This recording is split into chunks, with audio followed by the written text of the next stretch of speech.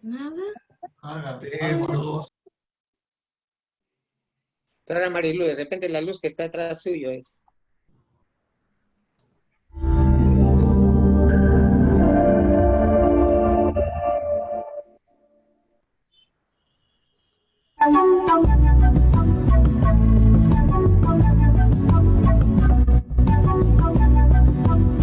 Soy el doctor Juan Carlos Mesa García, soy médico internista e intensivista y soy responsable del programa TINCU. TINCU es un programa elaborado por las facultades de medicina basado en el aprendizaje colaborativo. TINCU es una palabra quechua que significa encuentro, lugar de convergencia, y su objetivo es unir a los 6.000 residentes aproximadamente que hay en el país, junto con todos los tutores de todas las universidades y los especialistas de las sociedades científicas que deseen colaborar en la formación de los médicos residentes. Al estar todos juntos en esta plataforma, todos vamos a aprender unos de otros, porque ese es el espíritu de TINCU, un aprendizaje colaborativo. Y vamos a hacerlo a través de casos clínicos, teleconferencias, biografía que compartiremos y foros. El programa ya se venía desarrollando del año pasado y ya se encontraba listo para el lanzamiento para este año. Y lo que se hizo es optimizarlo para mejorar la capacitación a los médicos residentes y tutores, pero en este caso orientado a la pandemia, con especialidades críticas como medicina intensiva, emergencias y desastres, neonatología, y añadimos por consenso 2 grupos más, COVID para médicos especialistas y COVID para médicos generales. Esta pandemia tiene casi 6 meses de evolución a nivel mundial. Hemos tenido en ese periodo de pandemia 5 casos clínicos de COVID nacionales, los cuales hemos discutido inclusive en línea con todos ellos. Y adicionalmente hemos tenido simposios, 7 simposios en general, 5 internacionales, con los cuales hemos invitado a médicos de talla mundial de varios países como España, Italia, Francia, Bélgica, Estados Unidos, México, Ecuador y Chile. Ahora lo que esperamos es promover la participación, en especial de los tutores de residentado. Es un programa que va por pasos y vamos a ir añadiendo especialidades que se necesitan y que se van a ir poco a poco incluyendo en el programa.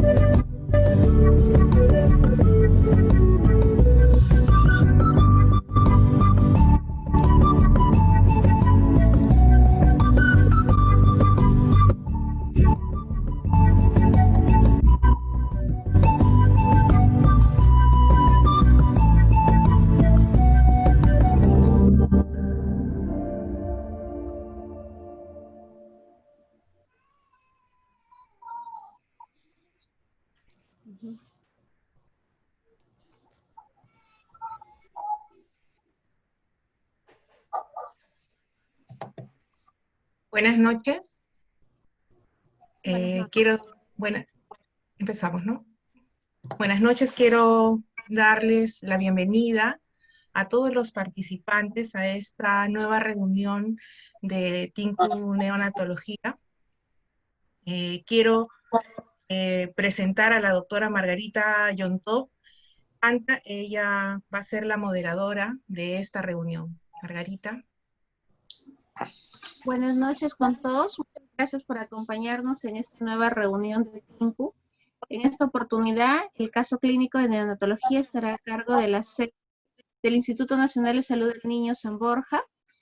Quienes van a exponer y discutir el caso está Edgar Delgado Quinteros, quien es pediatra neonatólogo de dicha institución, coordinador de residentes del Niño San Borja, es por la Universidad Peruana Cayetano Heredia, acompañado también de la doctora Mariel Ramírez Huerta, quien es residente del segundo año de la subespecialidad de neonatología de la Universidad Peruana Cayetano Heredia, sede del Instituto Nacional del Niño San Borja.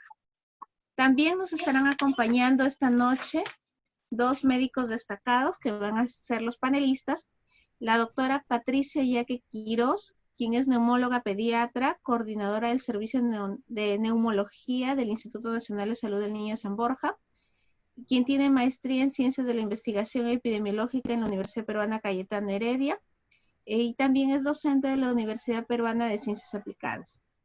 Además, nos acompañará el doctor Víctor Gómez Ponce, quien es cirujano de tórax y cardiovascular, quien labora en nuestra institución, en el Hospital del Niño San Borja, miembro de la Sociedad Peruana de Cirugía de Tórax y Cardiovascular, miembro de la Sociedad Peruana de Cirugía Endoscópica, miembro titular de la Asociación Peruana de Trasplantes de Órganos y Tejidos, entre otras. Entonces, les damos la bienvenida a ellos para el inicio de la discusión. Edgar, te paso a ti.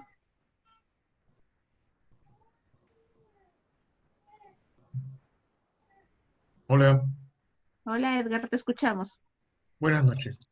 El caso que Mariel se ha encargado de revisar y presentar es patología que hoy en día se llega a diagnosticar mucho más que antes.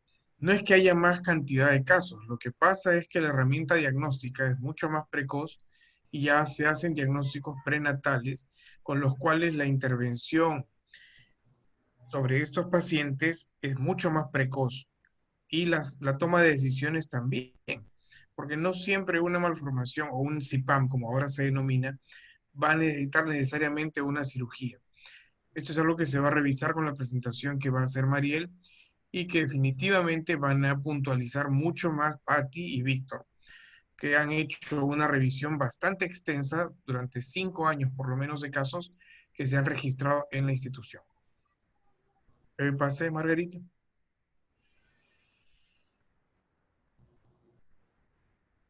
Mariel, te escuchamos. Sí, ok.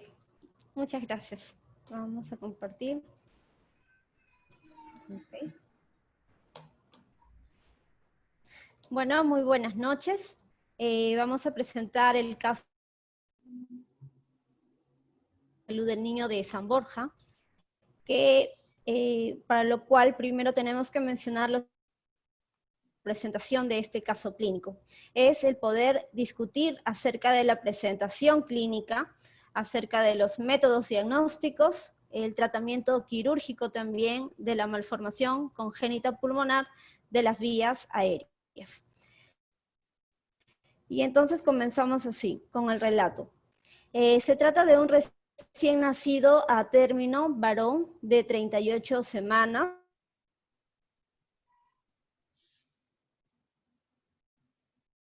datos con respecto al líquido amniótico, nace por parto vaginal con un peso de 2.640 gramos, una talla de 50, perímetro cefálico de 34 y un perímetro torácico de 33, los cuales son adecuados. Es un paciente proveniente de Huancavelica, que nos mencionan que desde el nacimiento el bebé presenta distrés respiratorio. Entonces preguntamos acerca de los antecedentes. Respecto a los antecedentes prenatales, es tercer producto de una madre de 28 años, con controles prenatales, con serológicos negativos, grupo y factor B positivo, al igual que el bebé, niega infecciones durante el embarazo y más los datos natales que ya se han mencionado. Entonces, el hospital de procedencia nos menciona, durante su evolución, siempre estuvo taquipneico. Recibió tratamiento antibiótico con ampicilina y cefotaxima por 10 días, por un diagnóstico de una sepsis probable en su institución. Siempre estuvo con nutrición enteral al 100%. Y nos envían esta imagen radiográfica que se tomó al día siguiente de su nacimiento, ¿no? Donde podemos observar que a nivel del hemitórax derecho se va a poder ver una imagen heterogénea difusa, ¿sí? Que incluso llega a desplazar al mediastino, ¿sí?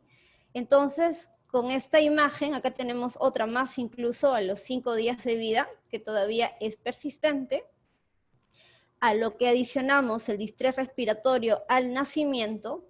A través de una teleconsulta se le sugirió de que se llegue a realizar una tomografía. Y aquí presentamos la tomografía. Entonces vamos observando en la tomografía que esa misma imagen se llega a repetir también, ¿sí? Y se encuentra a nivel de la región posterior y de la base del lóbulo superior derecho. Tenemos una siguiente imagen también tomográfica. también de tórax, donde vamos a poder observar la misma lesión. Ahí la podemos observar, ¿verdad? Incluso se ven imágenes redondeadas, sugerentes de lesiones quísticas, ¿sí? Y tenemos también una siguiente imagen también tomográfica,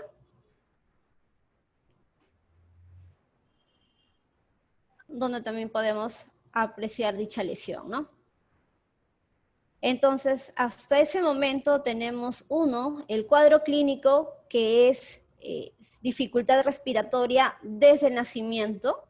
Hemos tenido la imagen radiográfica también, que se ha repetido o se ha podido observar mejor en la imagen tomográfica, donde vemos pues lesiones quísticas a nivel del hemitórax derecho, ¿no?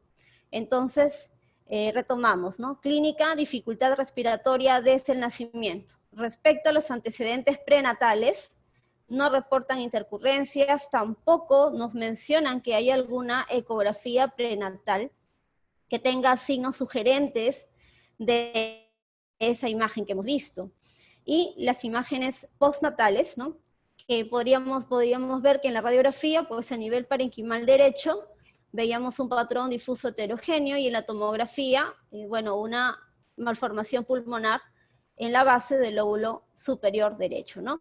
Entonces, con eso tenemos los diagnósticos: recién nacido a término de 38 semanas, adecuado para la edad gestacional, un síndrome de distrés respiratorio, que ya con la tomografía se ha podido establecer que es una malformación pulmonar congénita de las vías aéreas, CIPAN, y bueno, una sepsis neonatal probable que fue tratada en su institución, ¿no?, de procedencia.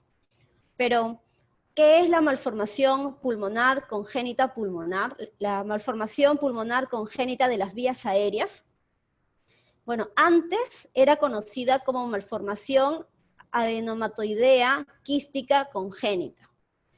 Pero luego ya este nombre ha venido cambiando porque se dieron cuenta que no todas las imágenes necesariamente eran quísticas, y es por eso que adopta ya el nombre de CIPAN, o malformación congénita de las vías aéreas pulmonares, ¿no?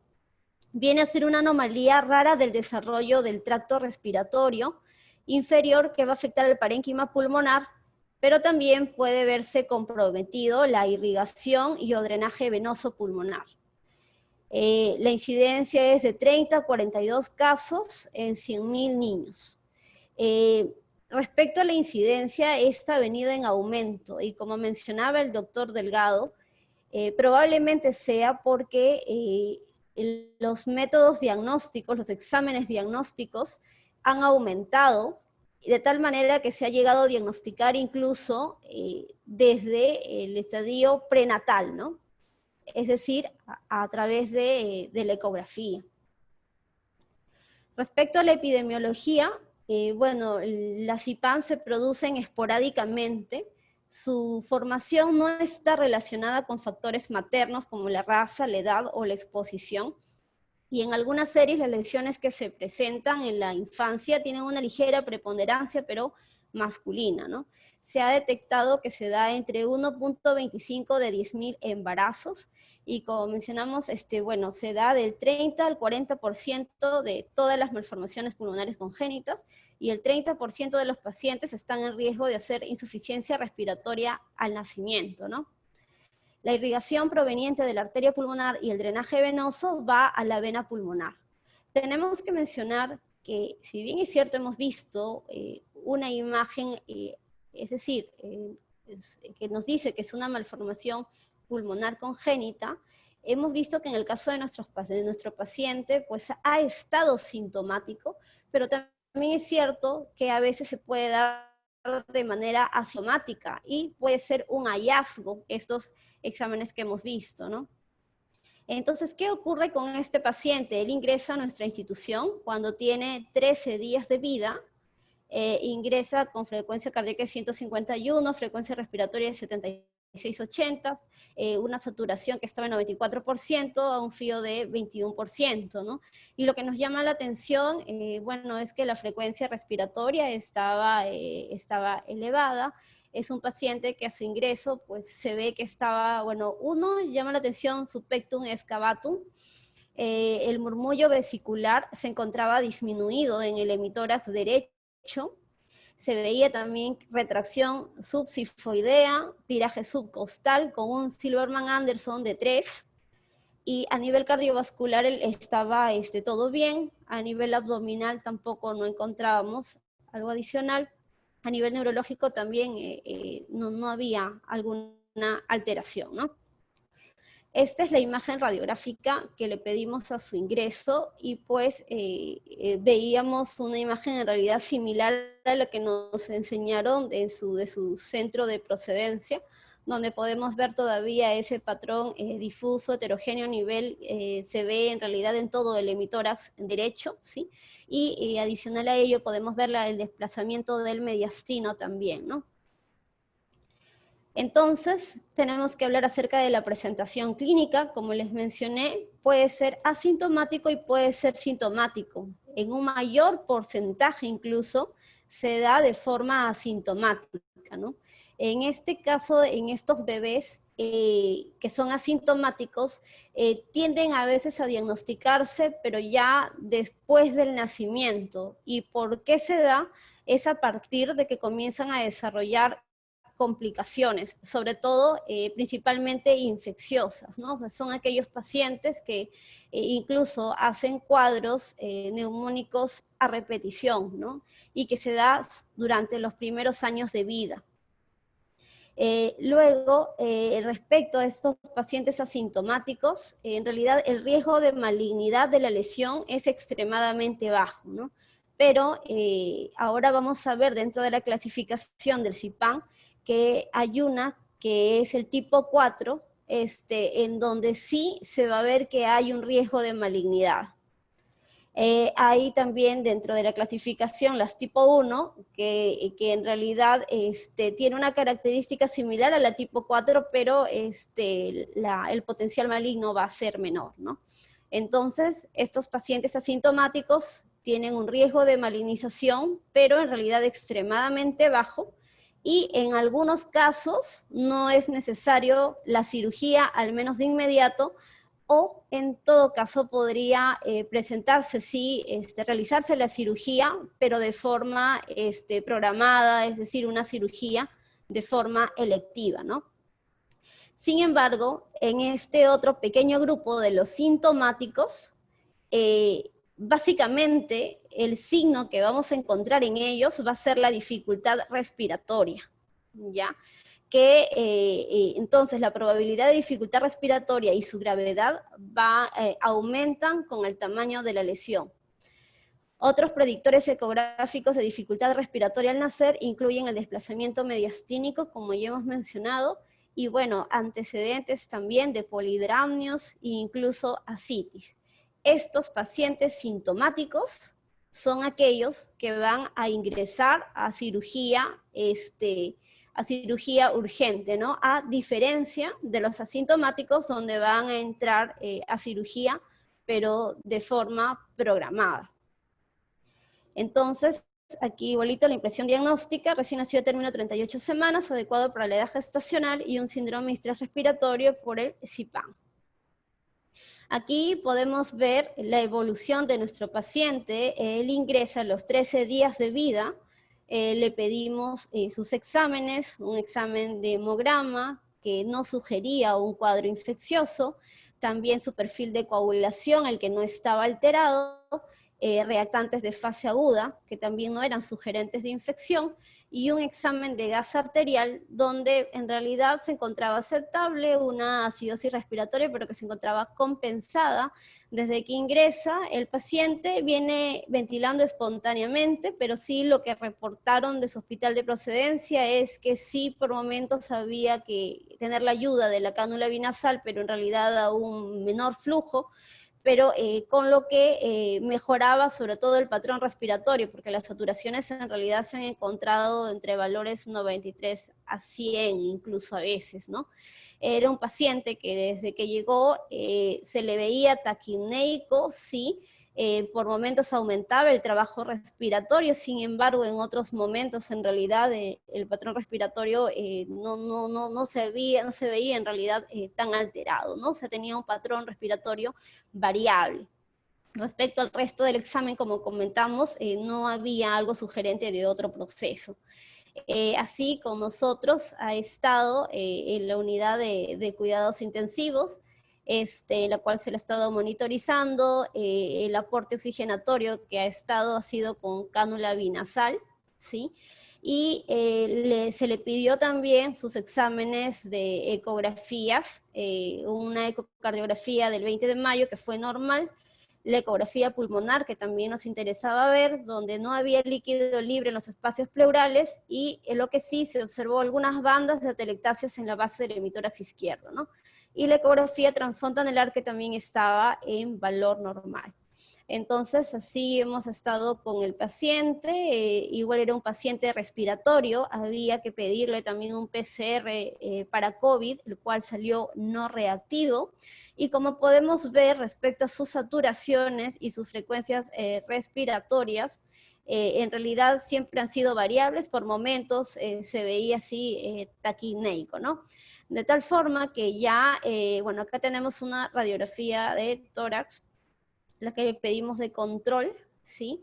Donde pues se puede ver la misma imagen, incluso a nivel del lóbulo superior, ya se puede ver como que una imagen un poco más delimitada, ¿no? Luego, este paciente ingresa a sala de operaciones, ya, esta fue la radiografía que les mencioné, ingresa a sala de operaciones y es una cirugía programada, se realiza una lobectomía superior derecha.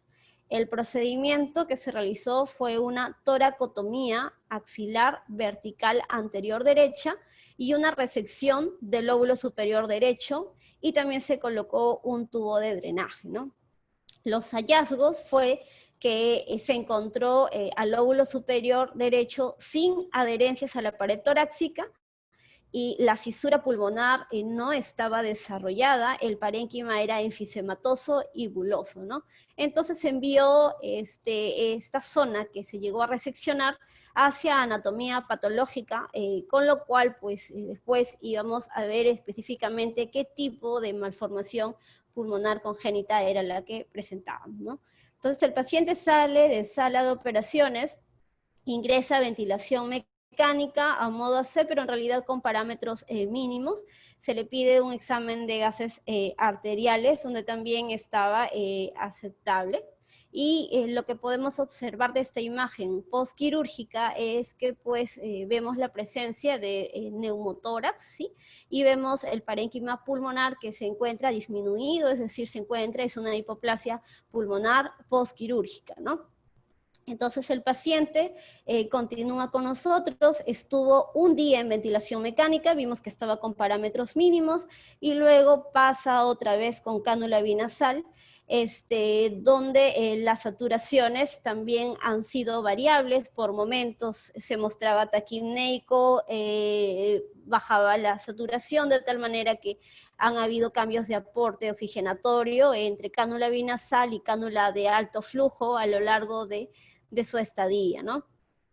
Ya el paciente para el día, el primer día, un día postoperatorio, le estábamos pidiendo sus imágenes de control y podíamos ver que todavía pues se veía la hipoplasia pulmonar, ¿sí? Definitivamente esta hipoplasia pulmonar es algo que sí se debe ir controlando, que después, según a la medida del tiempo, iba a mejorar, ¿no? Se decide sacar el tubo de drenaje, viene el día, tiempo de vida 29 días, se encuentra su postoperatorio 5, y en realidad, como le comentamos, ¿no? En sí, las frecuencias respiratorias eran variables, pero sí se comienza a ver mejoría, ¿no? Porque los primeros días veíamos que hacía frecuencias respiratorias mayores, ¿sí?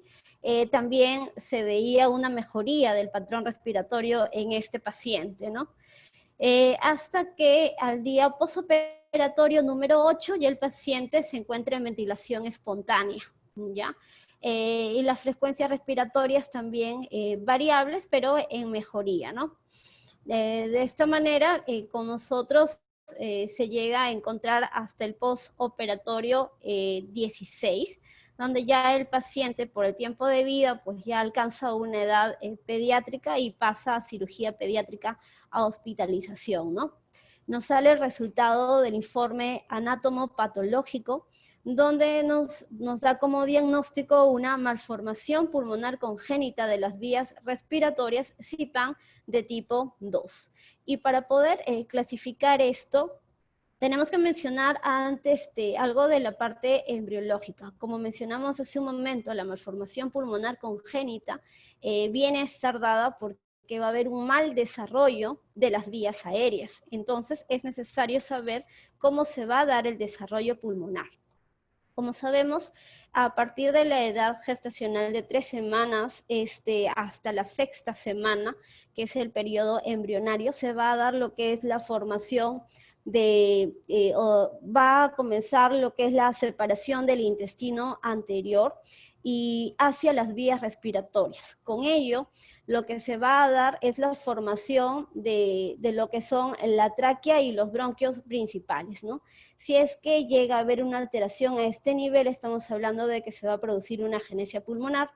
Luego tenemos lo que es entre las edades gestacionales, desde la semana 6 hasta la semana 16, ya se va a dar la formación ya de todas las vías aéreas, todas las que se van y se llegan a formar lo que son las vías aéreas terminales hacia la formación de las vías aéreas preacinales, ¿no?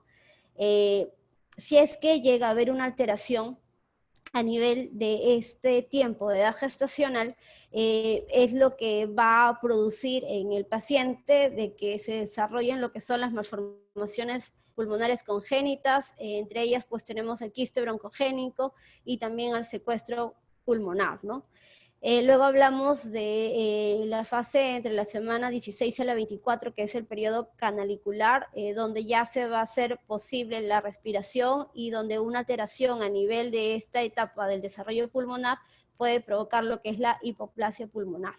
Y luego tenemos la fase sacular, que se va a dar entre la semana 26 a 36, donde ya se va a dar propiamente lo que son una función adecuada de los neumocitos tipo 1 y tipo 2, ¿no? Y luego de ello, bueno, que todavía las etapas del desarrollo pulmonar todavía continúan, incluso hasta edades pediátricas. La bibliografía menciona que hasta los 8 años de edad, ¿no? Tenemos que mencionar de que la malformación pulmonar congénita se puede diagnosticar de forma prenatal. Entre ellos tenemos exámenes como la ecografía y la resonancia magnética. Si hablamos de la ecografía, el diagnóstico sugiere la presencia de macroquistes o simplemente informan de que hay una masa de apariencia sólida en el tórax fetal. Por ejemplo, podemos observar aquí en esta ecografía una imagen que la que se encuentra en este caso hiperecoica, que es lo que está sugiriendo de esta masa en el tórax fetal, ¿no? También incluso podemos utilizar una ecografía Doppler donde vamos a poder incluso el suministro de sangre desde la circulación sistémica, y con esto vamos a poder sobre todo poder diagnosticar secuestro pulmonar, ¿no? Pero por otra parte también nos ayuda la ecografía si es que, por ejemplo, vemos el volumen de esta malformación y esta la dividimos o tomamos un índice entre esta con el tamaño de la cabecita del paciente, y si es un valor mayor a 1, es sugerente de que este paciente cuando nazca haya una gran probabilidad de que presente una gran dificultad respiratoria. Entonces, la ecografía es importante, ¿no? Por otra parte, también tenemos la resonancia magnética, que también se utiliza para delinear mejor la anatomía anormal y normal, sobre todo cuando la masa va a afectar a todo el pulmón, ¿no? Pero a ello le podemos agregar también la ecocardiografía, que nos va a ayudar sobre todo a descartar otro tipo de enfermedades que se agreguen a este paciente y que podría darle complicaciones, es decir, enfermedades cardíacas congénitas, incluso podemos ver también hidros inminente y con esto podemos evaluar el pronóstico, ¿no? Tenemos que mencionar a esto que esta malformación pulmonar congénita, de acuerdo a su evolución, podría haber una resolución entre el 11 al 49%, una regresión entre el 18 al 42% y hasta una progresión entre el 33 y 44%. ¿Por qué mencionamos esto?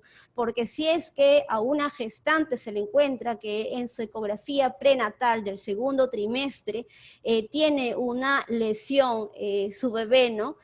Sugerente de una malformación pulmonar, que se le pida una ecografía de control al tercer trimestre y poder evaluar el volumen de esta lesión. De esta manera podríamos ver qué tanto está regresionando. Entonces es por eso que es importante estos valores, ¿no? Acá podemos tener también lo mismo, la ecografía esta es la misma y acá también podemos observarla, sobre todo en la segunda imagen, es para poder detectar lo que le comentaba, ¿no? El volumen de la malformación entre el índice de la cabecita, ¿no? Entonces, tenemos que mencionar que a nivel prenatal, la mayoría de estas lesiones van a demostrar un crecimiento rápido, sí, y progresivo. Sobre todo eso se va a dar entre las semanas 20 a 26 de la gestación. Y tenemos que mencionar que el crecimiento se va a estabilizar, el crecimiento, perdón, máximo se va a dar aproximadamente a las 25 semanas. Pero luego de eso ya el crecimiento se va a estabilizar y a menudo va a retroceder, es decir, va a regresionarse, que era lo que estábamos mencionando, ¿no? Ahora, el curso prenatal se puede predecir mediante mediciones cuantitativas, como la relación congénita del volumen de la malformación pulmonar, la relación de la masa tórax y la relación pulmón-cabeza esperada, que era lo que les estaba mencionando, ¿no? Acá podemos ver un estudio donde evaluaron 47 embarazos con masas fetales pulmonares en un centro de estudio, el estudio retrospectivo del 2009 al 2014, donde evaluaron la función ecográfica y también de la resonancia magnética, y estos fueron imágenes al tercer trimestre, y lo que vieron es que respecto a los volúmenes, ya que eran mayores a 24, en la resonancia magnética y aquellos que eran mayores de 34 iban a tener una buena sensibilidad y especificidad, es decir, a nivel de estos dos exámenes, ¿no? Y por otra parte, evaluaban lo que les mencioné hace un momento, el índice de lo que es el volumen, de la lesión, sobre lo que es el tamaño de la cabecita, y si es que es mayor a 1, nos decían también que tiene una gran sensibilidad, incluso de 100%, para poder evaluar o determinar si ese paciente cuando nazca pues va a tener una gran dificultad respiratoria.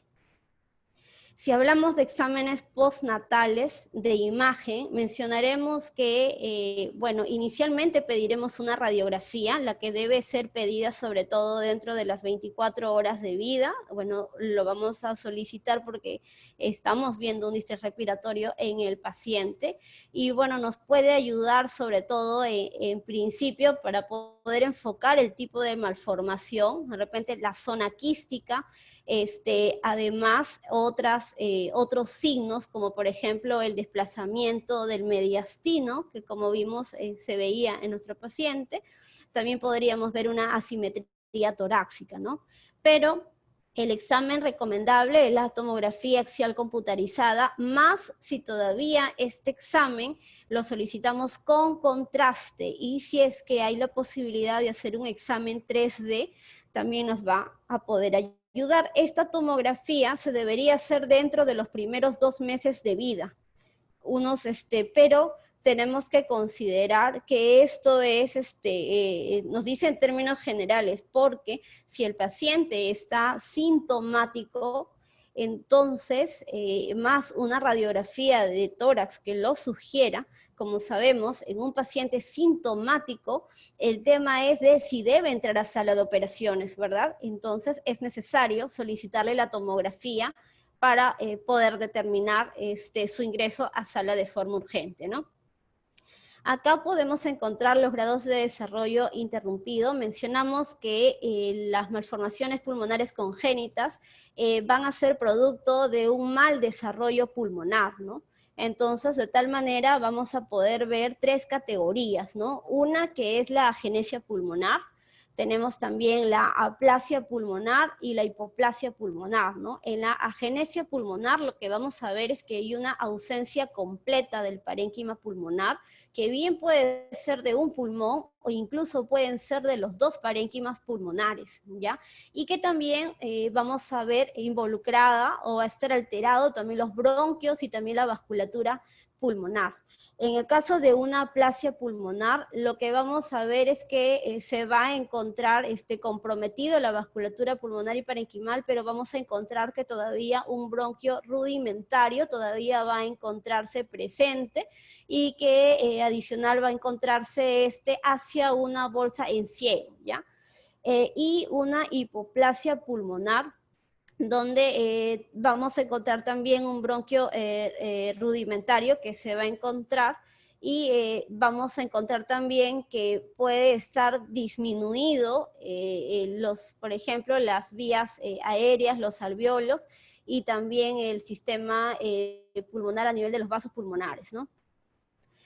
Entonces, ¿cómo clasificamos estas malformaciones pulmonares congénitas? En el año 1977 se dio una clasificación histopatológica por Stoker para estas malformaciones, donde en aquel momento se nos mencionaba acerca de tres tipos, es decir, la 1, la 2 y la 3, ¿ya? Pero luego ya se hizo una modificación a esta clasificación y se añadieron el tipo 0 y el tipo 4. Donde podemos ver que a través de las características histopatológicas vamos a ver lo que son las características del epitelio y por otra parte el número de quistes y el tamaño de estos, ¿no? Entre ellos tenemos que mencionar que las que se encuentran en mayor prevalencia va a ser la tipo 2, que es aproximadamente entre el 60 y 70% de los casos, ¿no? De ellas, la malformación de tipo 0 es la que va a estar asociada o va a tener complicaciones como la muerte fetal, ¿ya? Y es que lo que va a ocurrir es que va a haber un deterioro en el intercambio de gases.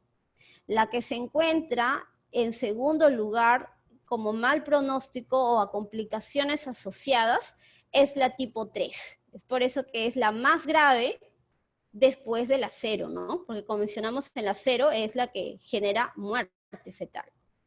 Si es que vemos, en el caso del tipo 1, es la más grave, pero a nivel histopatológico, incluso radiológico, es muy similar a una tipo 1. Y en el caso de la tipo 4, lo que vamos a poder observar de que las complicaciones que se van a ver acá nos llevan a las sospechas de malignidad, sobre todo cuando vemos la lesión y adicional a ello encontramos lesiones tipo un neumotórax. Es decir, si nosotros encontramos una lesión sugerente de un CIPAM más neumotórax, pensemos de que es una tipo 4 probablemente, ¿ya? Y sospechemos de que pues hay una sospecha de malignidad, ¿no? Y sobre todo pensar que puede estar asociado un blastoma pleuropulmonar. Entonces, si nosotros hablamos del diagnóstico postnatal, mencionamos que los exámenes de imagen, tenemos a la tomografía torácica, que es la imagen de elección de alta resolución, como mencionamos, con contraste, y si se hace una reconstrucción a 3D, pues sería importante con el diagnóstico, ¿no? Ahora, si hablamos de los diagnósticos diferenciales, vamos a encontrar en realidad una serie de patologías, entre los cuales, sobre todo las tres primeras, es como parte de las malformaciones pulmonares congénitas. También tenemos adicional lo que es la hernia diafragmática, donde a veces desde el punto de vista radiológico, a veces es confundida esta imagen que nosotros hemos visto, ¿no? Que es una imagen heterogénea, a veces son muy confundidas e incluso llegan a pensar de que se parece mucho a la región intestinal y llegan a veces a confundirlo con una hernia diafragmática, y sobre todo cuando a veces se encuentran de repente el abdomen algo excavado, ¿no? Acá podemos encontrar lo que es el secuestro broncopulmonar también como un diagnóstico diferencial. Acá podemos ver las imágenes de radiografía de tórax. Lo que va a pasar en un secuestro pulmonar es que no va a haber conexión al árbol tráqueo-bronquial, y este se encuentra suministrado por una arteria sistémica anómala, ¿no? Acá podemos observar que la silueta cardíaca se encuentra ligeramente desplazada hacia la derecha, ¿sí? Y lo que podemos ver es que va a haber una radiopacidad del lóbulo inferior izquierdo en la proyección lateral, ¿no? Y aquí podemos observar también en la tomografía lo mismo, donde vamos a poder observar también que se muestra la presencia de una imagen de forma ovoidea con aspecto quístico, ¿no? La que se repite, ¿no? Que en este caso es un secuestro broncopulmonar. Y también tenemos otra patología como el enfisema lobar congénito, que también se caracteriza porque va a haber un distrés respiratorio, y esto sobre todo es porque va a haber un aumento o va a haber una hiperinsuflación de uno o más de los lóbulos pulmonares, ¿no? También lo podemos ver a través de las imágenes. Si hablamos respecto al manejo, ¿ya? Tenemos que mencionar lo siguiente, ¿no? Hacemos un diagnóstico prenatal del CIPAN, ¿no? Si es que hay un diagnóstico prenatal del CIPAN, bueno, nace el bebé y tenemos que ver si es que es asintomático o es sintomático. Si es sintomático, lo que se va a hacer es pedirle una tomografía, ¿sí? Y con eso decidir, ¿no? Y el paciente entraría a una cirugía, ¿no? Pero si el paciente es asintomático, tenemos que pedirle una radiografía simple y tenemos que evaluar si van a haber altos riesgos o bajos riesgos.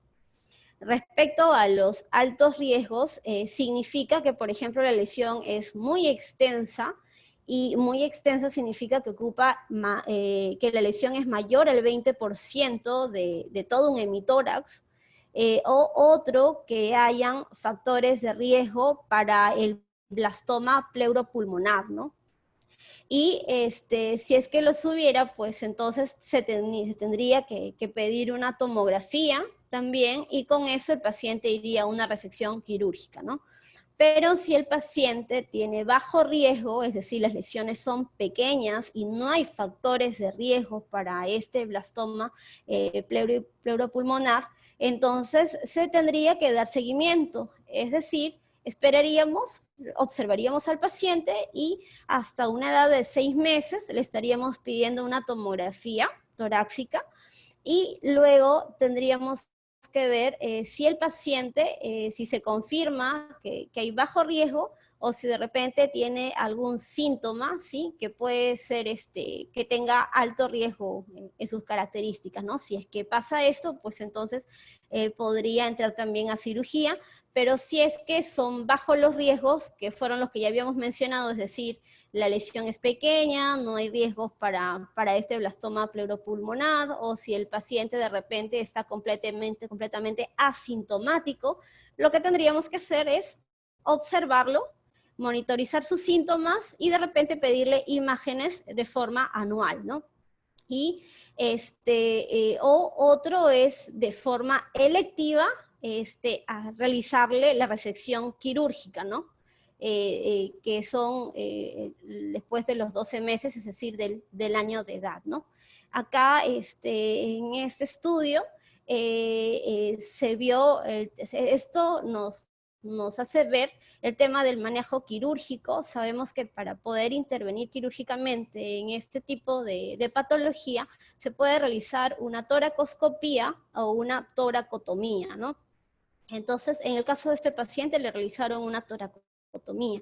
Este estudio nos dice que entre ambos, entre la toracoscopía y la toracotomía, se vio que la toracoscopía producía que, bueno, que el paciente tenga menos estancia hospitalaria y por otra parte también que hayan menores complicaciones, a diferencia de la toracotomía, es lo que nos dice este estudio, ¿no? Eso es con respecto al manejo quirúrgico. Y bueno, para finalizar, las conclusiones que podemos tener de este caso clínico, como mencionamos, esta malformación pulmonar congénita de las vías aéreas, uno puede ser asintomática o sintomática, y como mencionamos, había un mayor porcentaje incluso en los casos asintomáticos. Puede haber un diagnóstico prenatal, el cual va a ser importante, porque de esta manera podemos predecir el grado de dificultad respiratoria que va a tener el neonato, como vimos a través de unos índices entre el volumen de la malformación y de la cabecita podríamos establecer si es que el paciente va a tener un mayor grado de dificultad respiratoria. Y por otra parte, que entre los exámenes de imágenes postnatal, va a ser muy importante una tomografía con contraste, el cual nos va a poder ayudar para el diagnóstico, ¿no? Bueno, y con eso finalizo la exposición. Gracias.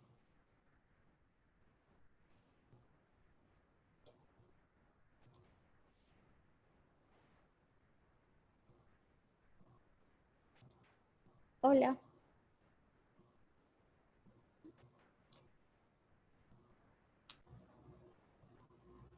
Hola.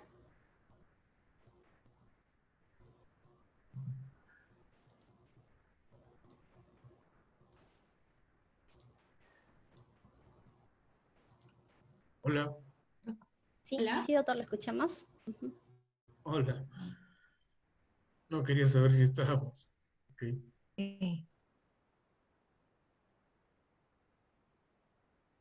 Doctora Patricia, ¿tendrá algunos comentarios que nos pudiera hacer en relación al caso? Buenas noches, muchas gracias por la invitación. Tengo algunos comentarios para compartir con ustedes. Efectivamente, el CIPAM es el tipo de malformación pulmonar más común y probablemente lo van a ver ustedes que ven el área de neonatología. Me gustaría compartir la pantalla solo para mostrarles algunos datos importantes para que lo tengan en cuenta, muy puntuales. De todas maneras, un neonatólogo durante su formación y su práctica va a ver niños que tienen malformación pulmonar.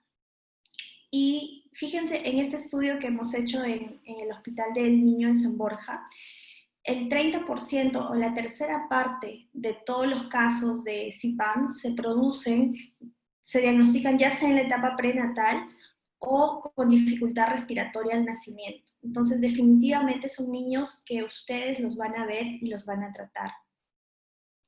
El CIPAM se ha ido diagnosticando más, como lo dijo el doctor Edgar Delgado, porque hay métodos como la ecografía prenatal que antes no se usaba y que permiten el diagnóstico de malformaciones que antes no se diagnosticaban y que pasaban desapercibidas por varias etapas de la vida. Algunos puntos claves para recordar la ecografía prenatal del tercer trimestre es importante porque nos permite predecir la dificultad respiratoria del nacimiento y hacer recomendaciones sobre la seguridad o el lugar donde debe nacer un niño con una sospecha de malformación pulmonar, y siempre hay que preguntar en la historia clínica si tiene una ecografía, de qué trimestre es, siempre verificarla. Como ha comentado la doctora Mariel, la tomografía de tórax con contraste y con reconstrucción en 3D es la imagen de elección en la planeación quirúrgica, en el diagnóstico y planeación quirúrgica de las malformaciones pulmonares. Es importante que sea con contraste. ¿Por qué? Porque hasta un 30% de estas lesiones de CPAM pueden ir acompañadas de secuestro pulmonar y eso lleva a cambios importantes durante la cirugía. Entonces, no nos sirve cuando nos mandan una tomografía sin contraste, tenemos que volver a tomarle, y para disminuir la radiación del paciente, desde un inicio solicitarle con contraste. Siempre, por favor, que un paciente sea operado de una malformación pulmonar, que haya sido postoperado de un CPAM, busquen la anatomía patológica. Ha pasado casos de niños que se han regresado a lugares lejanos y ha sido un blastoma pleuropulmonar y han regresado con metástasis distales. Entonces, por mucho que nos parezca una malformación pulmonar, siempre hay que ir y corroborarlo en la anatomía patológica. Un grupo de pacientes puede tener regresión además. Entonces, si un niño tiene un diagnóstico prenatal, hay que verificarlo cuando el niño nace. Sí, porque nos ha pasado que han venido niños incluso con tomografías anormales, cuando lo hemos verificado en el hospital ya no se han visto esas imágenes y hay que tener en cuenta que si bien no es tan común, podría haber casos de regresión. El manejo de la malformación pulmonar, si un niño tiene síntomas, definitivamente es el manejo quirúrgico, no hay duda. Un niño que tiene síntomas debe ser referido a un lugar donde tiene que ser operado. Si un niño no tiene síntomas, ahí sí hay controversia si ese niño lo vamos a seguir por muchos años, lo vamos a seguir hasta los 6 meses, ¿cuándo debe operarse? Lo que se sabe es que la cirugía electiva, a diferencia de la cirugía luego de varias complicaciones del CPAM, tiene menos complicaciones como la cirugía como tal. Se recomienda operación hacia los 6 meses hasta el año de edad, porque a esa edad el pulmón que queda va a poder crecer y va a poder, digamos, compensar la pérdida del tejido pulmonar que se tiene. Esta imagen ya la presentó la doctora Mariel, simplemente para recalcar que si un niño tiene síntomas, al nacimiento debe ir a tomografía, ¿sí?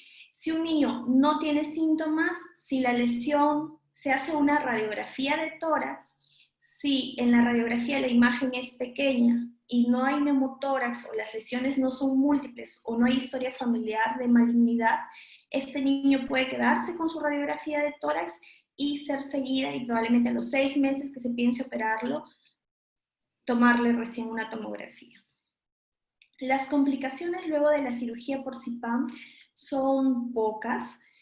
El sangrado excesivo es la complicación más común dentro de la sala de operaciones, sin embargo el porcentaje es 2% de los pacientes.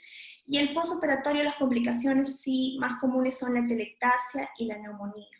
Y luego vienen otras complicaciones. La mortalidad es muy baja. De todos los casi 40 pacientes que hemos seguido durante estos años, falleció un paciente, pero por complicaciones de una cardiopatía compleja, no por complicaciones de la malformación pulmonar. Tiene una alta morbilidad porque el paciente se puede quedar hospitalizado un buen tiempo, pero en general el pronóstico es bueno.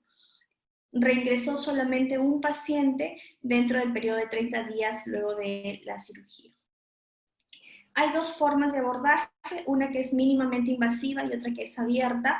Si bien con los 40 pacientes que tenemos solamente hemos visto que los niños que son sometidos a la cirugía mínimamente invasiva están menos tiempo con el tubo endotraqueal luego de la cirugía, no descartamos que haya más diferencias que todavía no están siendo detectadas por el bajo poder estadístico que tiene nuestro tamaño muestral. Finalmente, me queda recomendarles que lo que queda luego de la cirugía no es una hipoplasia. La hipoplasia es un tipo de malformación pulmonar que es permanente. Es menor parénquima, menor tamaño bronquial y menor calibre de los vasos. Lo que queda luego de la cirugía es el muñón pulmonar, el tejido que queda atelectasiado por el neumotórax quirúrgico que hay. Pero luego que se resuelve el neumotórax, ese pulmón se expande. Eso es lo que quería comentarles y muchas gracias por la invitación. Si hay alguna pregunta, con gusto la puedo resolver. Hola, Pati, muchas gracias. ¿Qué tal? Entre las preguntas que habían hecho, estaba, por ejemplo, en un hospital nivel 1, nivel 2, ¿cómo se podría sospechar esta patología previa?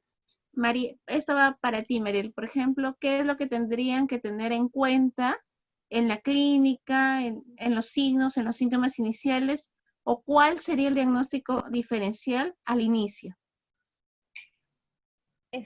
Bueno, si en este caso hablamos respecto al diagnóstico postnatal, el signo más clásico es la dificultad respiratoria, pero también en algunos estudios se han visto que también puede ser una tos persistente. Si hablamos desde el periodo postnatal de inmediato, es decir, en un neonato, sería la dificultad respiratoria, pero si hablamos de un paciente pediátrico, por ejemplo, es el típico paciente que se enferma continuamente de enfermedades respiratorias y que hace cuadros neumónicos de forma recurrente, ¿no? Entonces, ese es el que nos llamaría, los signos que podrían llamarnos la atención y que, como comentamos, que justo por los procesos respiratorios continuos le piden la radiografía y se ve la imagen sugerente, ¿no? Y si hablamos desde el punto de vista prenatal, podría ya encontrarse a nivel ecográfico ya a partir incluso, dicen, de la semana número 12, podrían encontrarse signos sugerentes de una masa a nivel pulmonar. Sin embargo, si nosotros queremos dar un diagnóstico un poco más específico, la ecografía sería mejor que se la tome, ponen la edad gestacional, sugieren una edad gestacional promedio de las 20 semanas, donde ya podría verse imágenes sugerentes de esta patología, ¿no? ¿Puedo complementar un poco? Sí, Edgar, te escuchamos. La pregunta era a nivel de un centro de salud primario. Entonces, cuando estamos a nivel primario, estamos hablando de un lugar en que a veces puede no haber un ecógrafo, o si lo hay, el ecógrafo que tienen, tal vez no tenga el equipamiento necesario para hacer las imágenes. Uno. Dos. Ahí esta imagen. Aló. Dos. Lo que puede trabajar es esto, ¿no? Cuando hacen ustedes las maniobras de Leopold y están haciendo la vigilancia del crecimiento intrauterino, con el Leopold van a medir tamaño, el crecimiento el tamaño del útero, y van a contrastar contra un periodo determinado de una edad gestacional, en el cual hay rangos en los cuales la altura uterina corresponde para algo. Van a hacer mediciones también con sus maniobras de Leopold para establecer si tienen o no un mayor volumen de líquido. Entonces, todo eso debe llevarlos a una sospecha clínica. Si encuentran que para un tiempo gestacional específico tienen una altura uterina mayor, ok, hay que plantearse qué está pasando. ¿Está creciendo mucho o tenemos líquido de más? Lo cual debe llevar a hacer la búsqueda de una ecografía temprana. Y si en ecografía temprana, ya dirigida, aparece esto, pues ya encuentra la masa que menciona Mariel, hay que empezar a vigilar, porque la progresión suele darse entre las 20 y la semana 25, que pueden crecer un poco más rápidamente estas lesiones quísticas. Esa es la forma de hacer la búsqueda a nivel primario, usando las herramientas básicas, ¿no? Que es el Leopold para vigilar el crecimiento uterino. Otra cosa más, en la etapa prenatal, si no cuentas con ecografía, tu índice de sospecha es ese. Crecimiento intrauterino muy grande, o sea, un útero muy grande, y la presencia polidrámica, para hacer una ecografía primaria, para luego buscar una ecografía más especializada, o sea, referir a esa gestante a un hospital de nivel 2 o 3, para que haga una evaluación antes de que el niño nazca. Ok. Muchas gracias, Edgar. Otra pregunta que nos han hecho es, en cuanto a cómo fue la cirugía de este paciente respecto a la inducción, a la intubación y si hubo alguna complicación extra. En el reporte operatorio en realidad no mencionaron sí que se desarrolló un cuadro de broncoespasmo que incluso tuvieron que utilizar adrenalina y inicialmente estuvo recibiendo nebulizaciones también con adrenalina, pero en realidad esto se dio solo en sala, según lo que decía el reporte operatorio. Ya con nosotros en realidad no se llegó a evidenciar esos cuadros.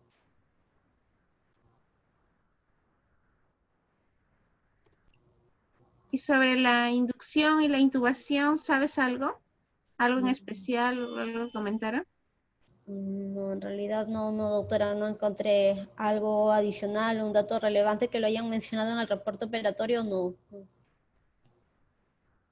El protocolo usual que siguen los anestesiólogos en el hospital implica el uso de eventualmente rocuronio, usan fentanilo o remifentanilo para hacer el proceso de inducción y luego trabajan con el sevoflurano. La mayoría de ellos, de los senior, no utilizan mayor cosa. Ponen remifentanilo, luego ponen ceborano y punto, ¿no? Y en el postoperatorio trabajan con morfina o paracetamol. Esto entra a tallar mucho el nivel de experiencia del anestesiólogo, porque bueno, hay otros colegas anestesiólogos que trabajan con mucha mayor cantidad de drogas, incluso drogas que no están indicadas en la etapa neonatal. Pero la lista es largota, ¿no? Como para mencionarla. Gracias, Edgar. Pati, una consulta. Entre más o menos los casos que has evaluado todo, ¿qué diferencias radiográficas podrías encontrar más notorias que nos puede hacer sospechar rápidamente en esta patología? La imagen en la radiografía de tórax, que suele ser la primera aproximación diagnóstica, la imagen característica son imágenes radiolúcidas con pared, que son sucesivas de imágenes quísticas. Eso es lo más común. Cuando la imagen es grande, a la vez hay un desplazamiento contralateral del mediastino. Probablemente el diagnóstico diferencial principal se hace en recién nacidos con hernia diafragmática.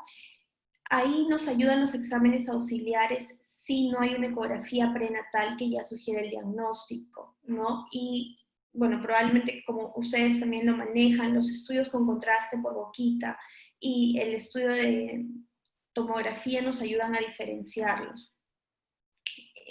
Luego con la hiperinsuflación lobar congénita, antes se llamaba enfisema lobar congénito, que es también otro tipo de malformación pulmonar.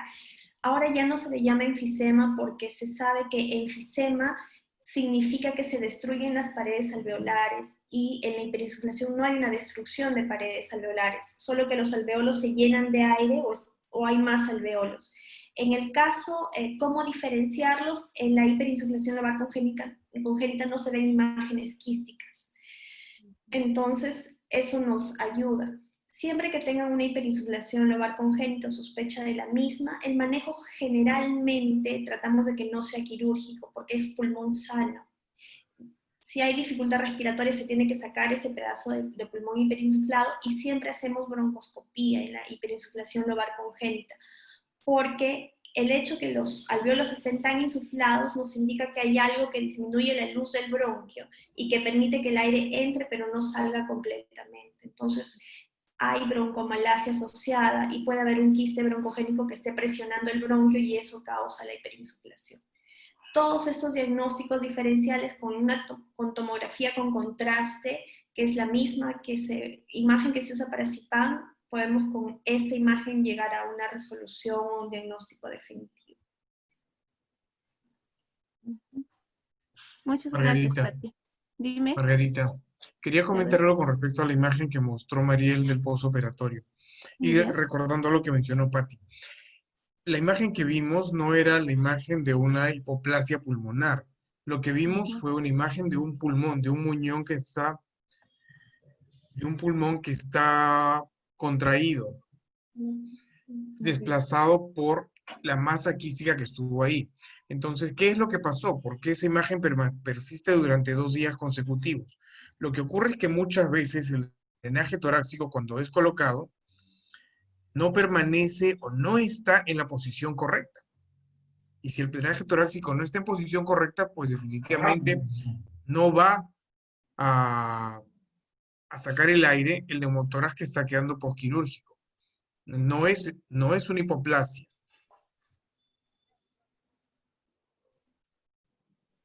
Correcto.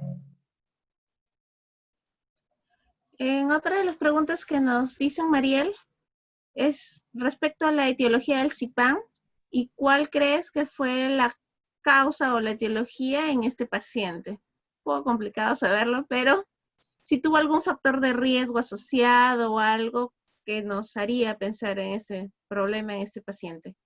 En realidad no hay una causa específica. Lo que nos menciona la literatura es, bueno, que es el problema es el desarrollo pulmonar, pero donde sí pueden estar asociados ciertos factores genéticos, nos mencionan, pero no, en el caso de este paciente, en realidad los pocos datos que hemos tenido, en realidad no nos menciona, por ejemplo, que hayan habido antecedentes de esta patología dentro de su familia o algo adicional, ¿no? Pero como le digo, es una causa inespecífica, ¿no? Simplemente que está asociado al mal desarrollo dentro del proceso de desarrollo pulmonar, ¿no? Que puede darse en cualquiera de los estadios como hemos podido observar.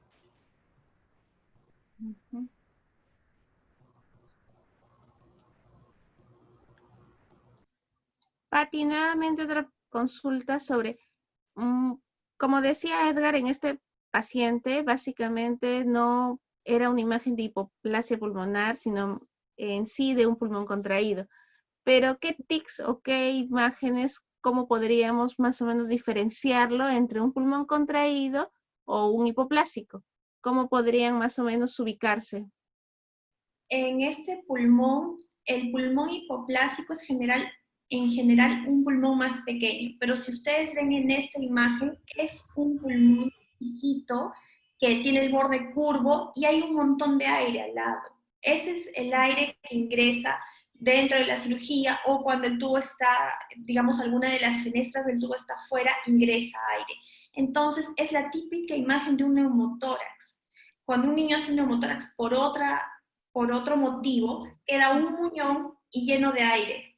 Cuando es una hipoplasia no hay neumotórax, sino todo es parénquima homogéneo, pero chiquito. Ok, gracias. Otra consulta, dice, ¿la presencia de citis fetal en la ecografía prenatal del segundo trimestre nos podría hacer sospechar de mayor severidad de esta patología al nacimiento? Sí, mencionaba que es la citis e incluso también el polihidramnios, ¿no? O sea, que estaba como un factor, uno predisponente a que se dé lo del CIPAN, o que si es que se da, pues se dé en este caso en un estado de mayor complicación en el neonato, ¿no? Cualquier fenómeno de hidrops asociado al CIPAM implica gravedad, porque el hidrops ya correlaciona con una mayor mortalidad en horas, días postnatal. Ya. Bueno, solamente como para comentar, así como mencionaron al inicio, que si bien esta patología no la vemos con tanta frecuencia, muchas veces es porque no se llega al diagnóstico preciso, ¿no? El distrés respiratorio podemos buscarle otras causas y no todos los bebés logran llegar a un centro donde puedan hacerle el diagnóstico completo y poder acceder a un tratamiento. Siempre tenemos que sospecharla cuando hay distrés respiratorio, siempre hacer nuestra disquisición diagnóstica. Y no sé si Edgar, ¿quieres agregar algo extra para concluir? Quería comentar algo, me vino a la memoria cuando Patti mencionó el concepto de involución también. Cuando recién empezó a trabajar el instituto, tuvimos un CIPAM, que eso fue antes de que llegara Víctor, no recuerdo si fue antes de que llegara Patti, en que vino un niño trasladado, si no estoy mal, desde una clínica, y tenía las imágenes típicas de un CIPAM, aparentemente era un tipo 2, pero vino con mucha clínica respiratoria y los padres también. Y no estamos hablando de una época COVID, hablamos de una época que era invernal y era de época de influenza. Se le hizo las pruebas de IFI al bebé y resultó siendo una influenza tipo B. Entonces, en ese contexto, el equipo de cirugía pediátrica optó por diferir la cirugía en ese momento. El niño estaba sintomático, polimneico, requería apoyo ventilatorio, y bueno, se difirió, y lo que se observó en el paso de los días fue que empezaron los síntomas a reducirse progresivamente, permitió la salida de la máquina y finalmente el niño no recibió una cirugía. En cuestión de semanas lo que se vio fue una involución aparente de la lesión. Entonces hubo siempre la duda. Porque las imágenes radiológicas eran de un CIPAM, pero como nunca se intervino, no tuvimos jamás una muestra para saber si era o no era. En el seguimiento radiológico y tomográfico que ha tenido durante 2, 3 años, creo que lograron seguirlo, ya no se veía nada en las placas. Y el niño tiene un desarrollo normal ahora. Era para buscar el caso, porque creo que está en el grupo que no han revisado ustedes, porque creo que es del 2014, y la serie que revisaron con Víctor es del 2015 al 2020. Este bebé creo que es del 2014. Sí.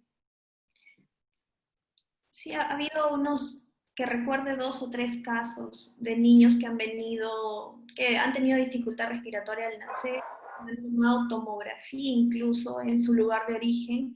Cuando vienen, el niño viene mucho más tranquilo, en la radiografía ya no se ven las imágenes, y cuando se corrobora con tomografía, el niño, pues, se ve un pulmón sin quistes, ¿no? Le adjudicamos a la regresión espontánea porque no había otra explicación. Incluso nos sentamos a ver la tomografía con la que había sido aceptado, nos sentamos a ver nuevamente las imágenes y habían regresionado, ¿no? Entonces, han sido pocos, pero habrán sido 2 o 3 pacientes que han venido referidos por imágenes compatibles en tomografía y que ya no se han corroborado luego de pasar en la institución. Interesante. Pati, y una consulta, ¿y esas regresiones o esos pacientes que lograron controlar ustedes, cuánto tiempo había pasado entre las imágenes que le tomaron inicialmente y cuando ustedes ya los reciben? Habrá sido 3 o 4 semanas. No fue inmediatamente, fue de una semana. Otra pregunta que hacen es, en la búsqueda de información sobre esta patología, ¿se han encontrado casos de cirugía en la gestación? ¿Algún reporte de casos en el que hayan intervenido en la gestante? Básicamente son en la gestante para manejar el hidrops fetal, pero no para el manejo de la cirugía. La patología. Claro. Respecto a este paciente, si le realizaron algún estudio de ecocardiograma para descartar problemas en la vasculatura pulmonar. Sí se realizó, justo lo mostré ahí, que en realidad el ecocardiograma estaba normal. Sí, mayor problema. ¿Y en qué porcentaje se presentaría? Margarita. Hola. Un segundo. A ver, la pregunta es una ecocardiografía para ver. Perdón, sí, un ecocardiograma para descartar. Pero yo creo que en sí se refería a una ecografía pulmonar más que un ecocardio. Igual, hay que puntualizarlo. La ecografía pulmonar no te va a dar una gran referencia con respecto a la vasculatura pulmonar. Te va a ayudar a identificar patología relativamente gruesa. Pero si lo que tú quieres ver es imágenes de vasculatura, lo que necesitas es una tomografía con contraste y con reconstrucción. La ecografía no te va a ayudar para eso. Y la ecocardio no te define vasculatura pulmonar, o sea, no va hasta ese punto, ¿no? Eso hay que tenerlo claro para no tener confusiones a la hora de estar pidiendo exámenes. Exacto, concuerdo contigo, Edgar. En cuanto, se me fue la pregunta que digo. Ya, otra cosa que están preguntando acá es de qué manera esta patología afecta el crecimiento intrauterino, ya que este niño, de acuerdo a su somatometría, tendría RCIU. ¿Llega a cumplir criterios de RCIU con peso y talla, Mariel? En realidad, no he encontrado específicamente si es que este RCIU, o sea, vaya asociado específicamente a este tipo de patología, pero también es cierto que si nosotros hablamos de las malformaciones en general, aproximadamente el 22% de las malformaciones están acompañadas con RCIU, y sobre todo si es que el paciente tiene más de 2 malformaciones, se incrementa más el riesgo de este RCIU, pero como le decía, en sí específicamente para CIPAM, En realidad no he encontrado un porcentaje específico. ¿Y este bebé tuvo RCIU según sus parámetros? No, en realidad no, doctora, porque según lo que sale fue adecuado para la edad gestacional, justo, y era un bebé que tenía 38 semanas. Ujú, Mm, mm. ujú. ¿Algún comentario, Edgar? Patti. De los casos que hemos llegado a tener en el servicio, los que llegué a conocer, no tengo la data a la mano, pero no recuerdo que hubiera niños que fueran muy pequeños. La gran mayoría eran de tamaño y antropométricamente normales. Ujú. No sé, Pati de pronto tiene una data que es más completa que eso. No he encontrado literatura al respecto de esto. Tenemos los datos de los niños que han nacido, no hemos buscado como tal esta variable, pero de repente sería interesante. Yo creo que va a depender también del tamaño de De la muestra. ¿sí? El tamaño de la muestra, el tamaño del CIPAM para ver si afecta el peso, ¿no? Ujú. Ok. Vamos a ver. Otra consulta es, ¿cuál debería ser la vía de parto en sospecha de CIPAM? No, Normal. justo vi en realidad eso o sea, no recomiendan una en específica. Lo que comentan en todo caso es justo el grado de complicación que pueda tener el paciente muy independientemente de su CIPAM. Y obviamente eso es lo que va a determinar al final la vía de parto, ¿no? Pero no recomiendan una en específica por esa patología. La pregunta sería, ¿por qué tendrías, o sea, vía de parto, solamente tienes dos? O tienes una vía alta o tienes una vía baja. ¿Cuál sería la ventaja, si tienes una ventaja en realidad, de que el niño nazca por una cesárea o por un parto vaginal? Ujú. Entendiendo con claridad que el parto utóxico va precedido por una serie de cambios que ocurren muchas horas antes de que se produzca el parto, en el cual se da la activación bioquímica para que se produzca el cambio en cuanto a los canales de movimiento de cloro que están a nivel de los alveolos para empezar a reabsorber parte del líquido. Entendiendo esto de que si tu niño nace por cesárea, no ha habido un trabajo de parto y no ha habido esos cambios bioquímicos, además del CIPAM, lo que vas a tener es un niño que tiene líquido pulmonar que no se va a reabsorber a la misma velocidad que debería haberse hecho si es que se hubiera producido todos los fenómenos que deben darse durante el parto normal. Ujú. Es cierto. Muy bien. Bueno, creo que ya no hay más preguntas. ¿Un comentario final de parte de ustedes?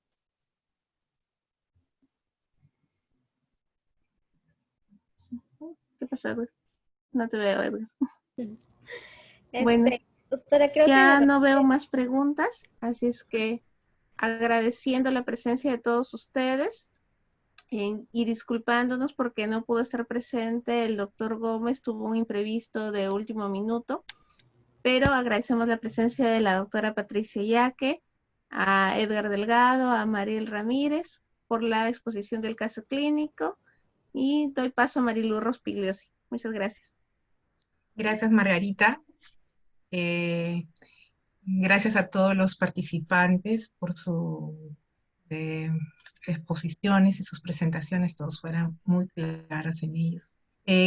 Quiero comentarles que se encuentra con nosotros en la sala hoy el doctor Fernando Farfán, él es presidente de ASPEFAN, al que le vamos a ceder la palabra. Doctor. Buenas noches, doctora Rospigliosi, muchísimas gracias. A nombre de la Asociación Peruana de Facultades de Medicina, queremos darle nuestro profundo agradecimiento por la discusión de este caso clínico en TINCU de neonatología.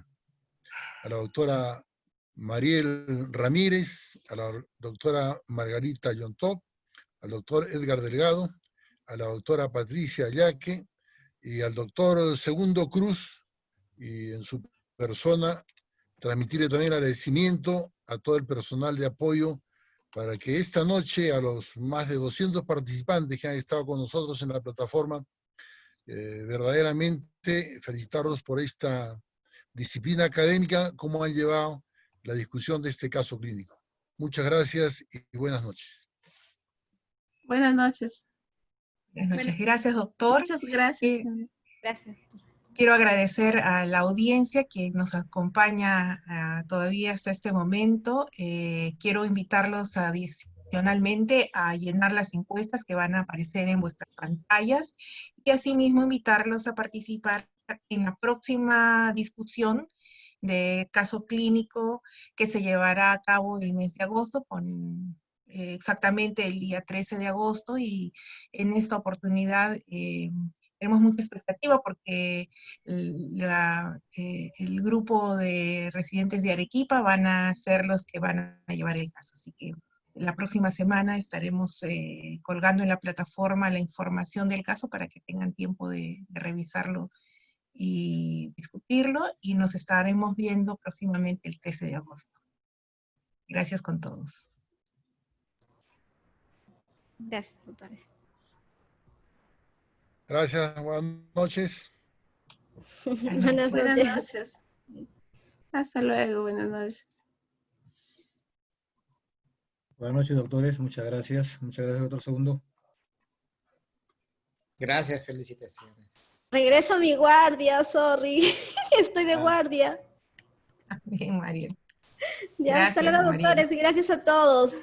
Se Cuídate, cuidan. Mariel. Suerte, buena guardia. Gracias.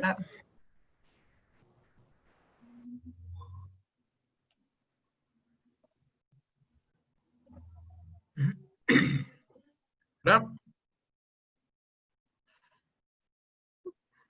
¿Ya? Seguimos.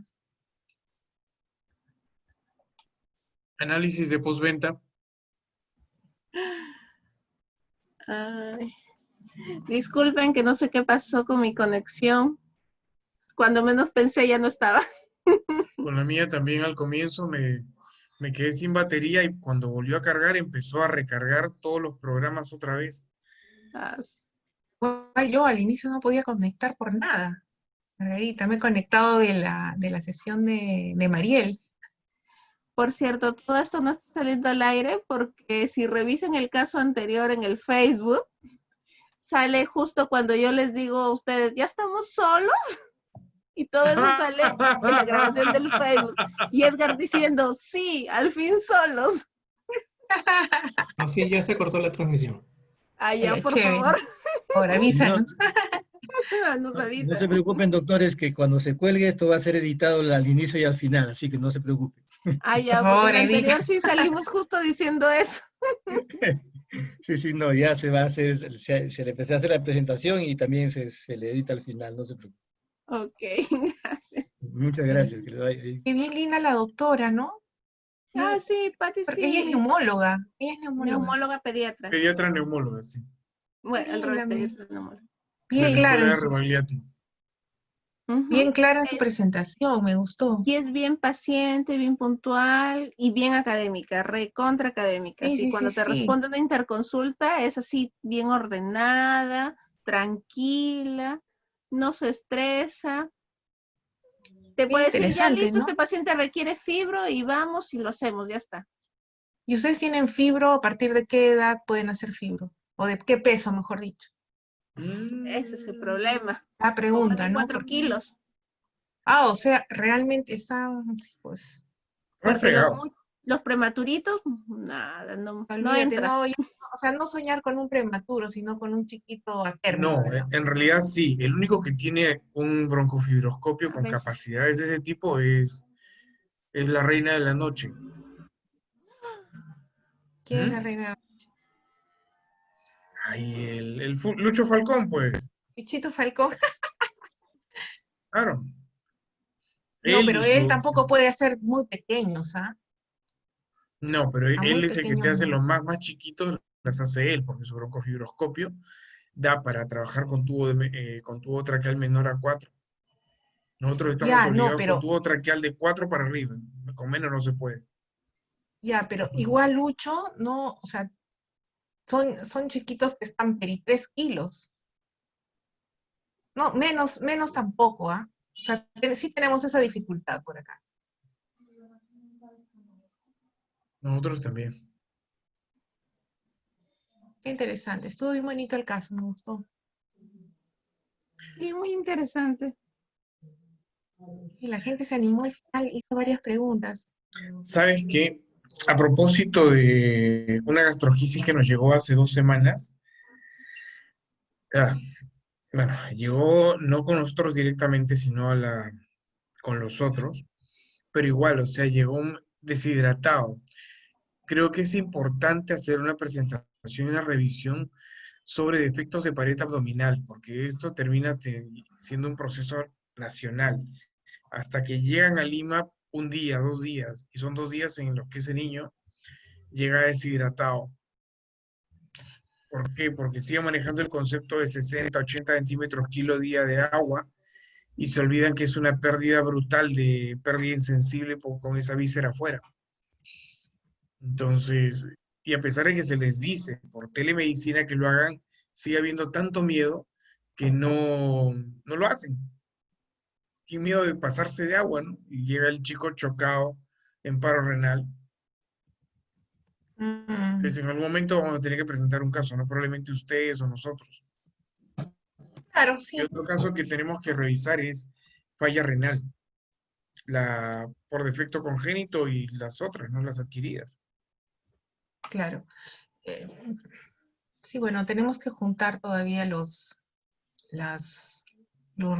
ver, acá hay resultados, ¿no? ¿Están Los viendo? resultados de la encuesta.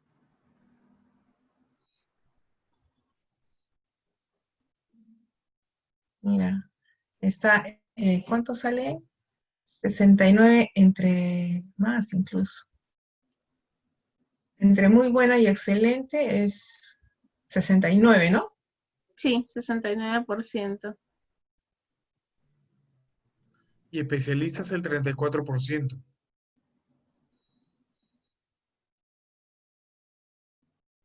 sea, solamente estamos llegando a la tercera parte de quienes tienen que ser, ¿no? Ahí no está graficado en la encuesta, no te pone si es médico residente. Eso debería, o sea, ponerse en la condición, debería ponerse si es médico residente y especificar si estamos llegando a residentes de pediatría y de especialidad o subespecialidad de neo. Para medir el impacto que tenemos con respecto a la llegada como TINCU neonatal. Bien, doctores, ya vamos a cerrar la sala. Está bien, ya no hablo. Listo. Ya, genial. Gracias por la encuesta, estuvo interesante. Buenas noches, doctores. Muchas gracias. Ya, Buenas ya, noches también a hasta luego, ustedes. que les vaya muy Cuídense. bien. Chao. Gracias, Que vaya chicos. bien, muchas gracias. Muchas gracias, señora Mari. Chao. Gracias. Hasta luego. Chao.